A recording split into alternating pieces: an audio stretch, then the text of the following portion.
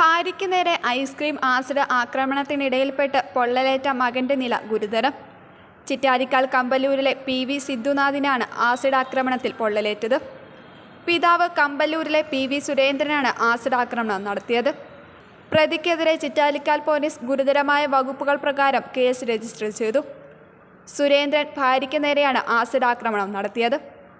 Ice cream എന്ന വ്യാജേന ball ഐസ്ക്രീമിൽ സൂക്ഷിച്ചിരുന്ന ആസിഡ് ഭാര്യയ്ക്ക് നേരെ എറിയുകയായിരുന്നു. ഭാര്യ ഓടി രക്ഷപ്പെട്ടു. പിന്നാലെ ഓടിയപ്പോഴാണ് പ്രതി എറിഞ്ഞ ഐസ്ക്രീം ആസിഡ് സിദ്ധുനാഥിൻ്റെ മേൽ വീണത്. പുറത്താണ് ആസിഡ് ബോൾ വീണത്. പുറത്തടക്കം ഗുരുതരമായി പൊള്ളലേറ്റ യുവാവിനെ പരിയാരം മെഡിക്കൽ കോളേജ് ആശുപത്രിയിൽ അത്യാഹിത വിഭാഗത്തിൽ പ്രവേശിപ്പിച്ചു.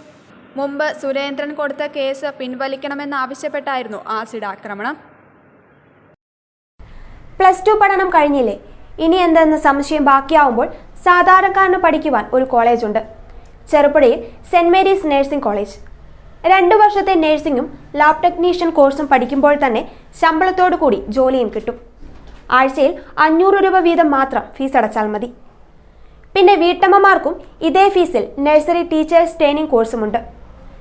ഇതോടൊപ്പം സ്പോക്കൺ ഇംഗ്ലീഷ്, കന്നഡ കോഴ്സുകൾ എന്നിവ സൗജന്യമായി. അഡ്മിഷൻ ഉറപ്പാക്കൂ. 1/4 നൂറ്റാണ്ടിന്റെ സേവന പാരമ്പര്യവുമായി സെന്റ് മേരീസ് നഴ്സിംഗ് കോളേജ്, അമ്പലം റോഡ്, ചെറുപുഴ. ഫോൺ 9947771550, 9446007032, 9847813409.